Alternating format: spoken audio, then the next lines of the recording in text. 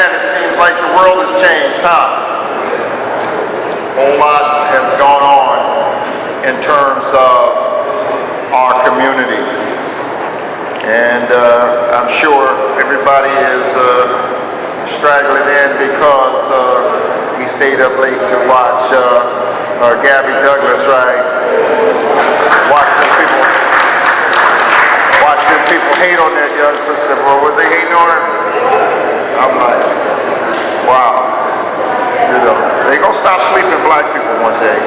They gonna figure out that we got something more to offer than singing and shuffling.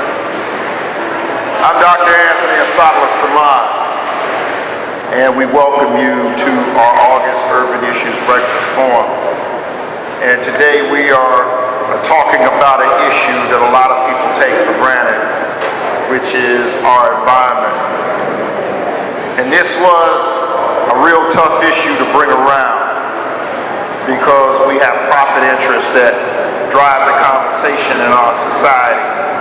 We got those who are the housing developers, we got those who are the rail developers, we got those who are, of course, the employment creators who really don't want to be regulated by government in terms of the amount of pollution that is created.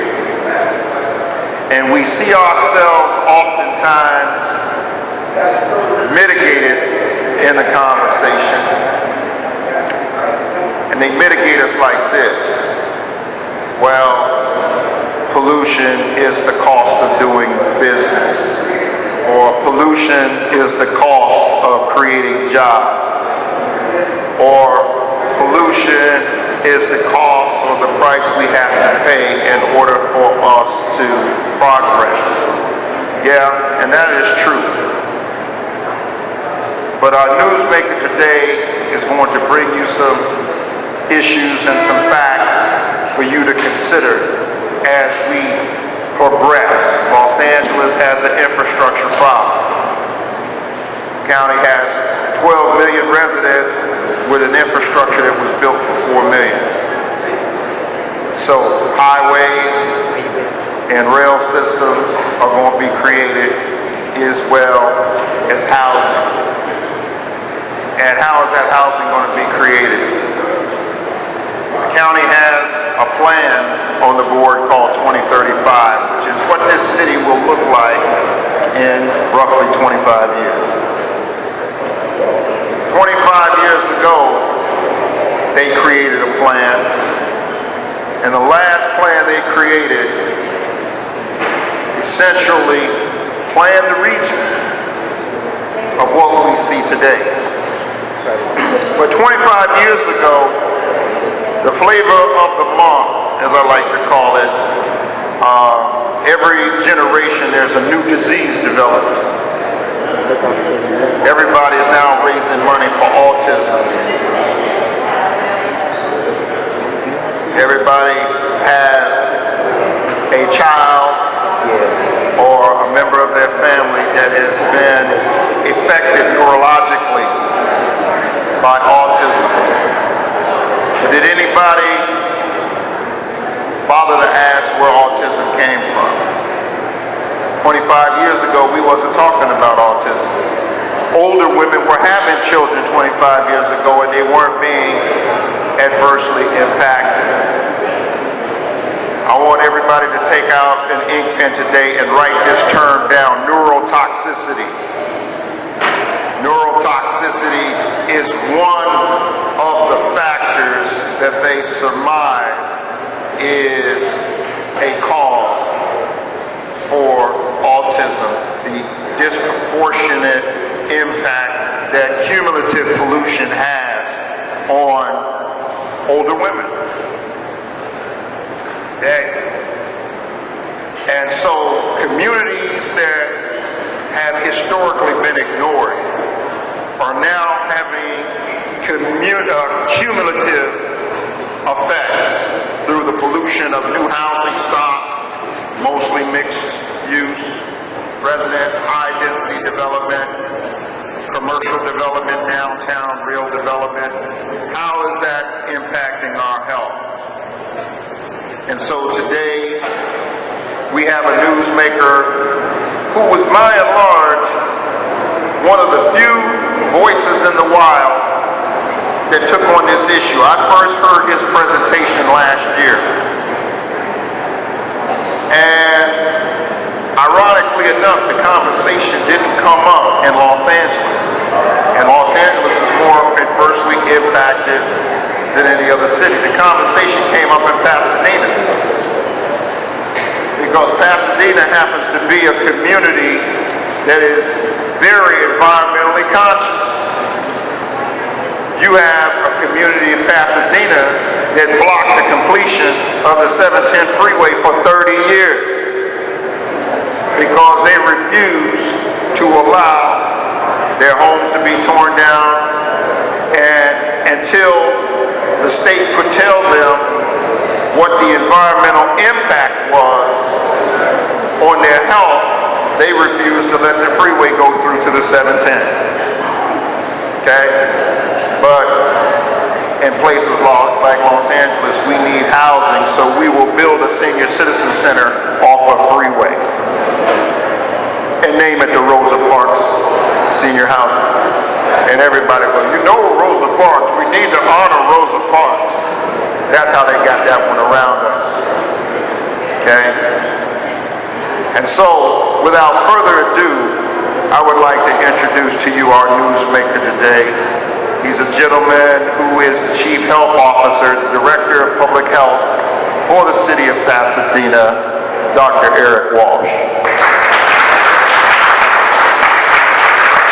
Like this, I can work it from down here. Glad to be with you this morning, and you know, it's a good day when you can just drive straight through downtown Los Angeles and not get stuck in traffic. So it's saying something good has happened, especially after last night. I was up late with the rest of you guys watching that last night, and explaining to my daughter the significance of it, because she doesn't get the full significance of it. The significance of it is that when you really look at it, countries like Russia, and we heard the comments from the Greek athlete about Africans moving into Greek as immigrants, but Russia's had some of the worst racial history when Africans have moved in there. The idea that an African American was standing receiving the gold with two Russian young ladies next to her must have sent shockwaves through Moscow and up into Siberia last night. Because many of them simply, and you have to understand this, they've simply been taught to believe that inherently black people can't do things like what happened last night. We're not graceful enough. And if you really carefully listen to the commentators going all the way back to Dawes, they say things that are very different, and you have to really listen.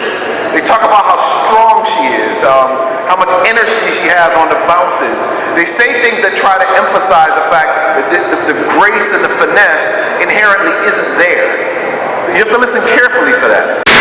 So we're going to talk really about overcrowding today. We're going to talk about what impact it has when you pack people too tightly into spaces, the health impacts of that, and we're going to talk about some of what we might be able to do to remedy it. And I'm also going to put it into a very political and kind of cultural context as well, because I want to paint a very broad picture, not just the normal scientific banter that you would hear, but I really want to make this kind of come to life. And so I'll start with one of my favorite poems. And this is a poem by the late Tupac Shakur. And yes, Tupac Shakur did write poetry. He was formally trained at the School of the Arts in Maryland. People don't realize that, where he met Jada Pinkett Smith or hung out with her. So there was a whole other side to Tupac, and this is one of those sides. And it's the poem reads, "Did you hear about the roads that grew from a crack in the concrete? Proving nature's law is wrong and learned to walk without having feet. Funny it seems, but by keeping its dreams, it learned to breathe fresh air. Long live the roads that grew from concrete when no one else ever cared." If you want to know what's wrong with overcrowding and overpopulating, putting too many people in one place, you simply have to do a study on the history of the projects in Chicago. And unfortunately, even now when they've closed Cabrini Greens and back east, if you go back east, they're tearing down projects all over the place. The problem is the damage, the psychological scarring, and we'll talk about that in a minute as well, the trauma that has been done to those residents and their children. No matter what you do when you tear it down, that leaves with them. What you don't understand is that when these projects were built, one of the things that they did is they lowered the income level They thought that this would make sure that the poorest people could live. What it did is it fragmented our community, right? By driving out the people who are higher wage earners and more educated, you remove from many of these housing projects the literal role models that were needed for the children to grow up and have a better life. This is replete in a lot of American policy, though. There's a lot of people who think they're doing a lot of good when they make policies like, if a woman's going to receive welfare, and I remember this policy from my home city of Hartford, Connecticut, if a woman's going to receive welfare, the man of the father of the children, nor any other man, can have any attachment to the house or the apartment in which she lives. So social workers would stop in to check to make sure there were no men's shoes in the house. So what did that do? Well, it did what slavery did. It splintered the family. There was a policy in place that literally took the lowest, most vulnerable families and broke them into pieces in the 70s and 80s. And literally, we have that effect to this day. To this day, 70%, up to 70% of all black babies are still born outside of a family unit. Outside of what we once called wedlock, I've now called a family unit. Outside of that, 80% of all black children at some time in their life are going to live in a house where they don't have both of their parents together. Part of that actually comes from policy. That's deep. That's how important policy is on a people.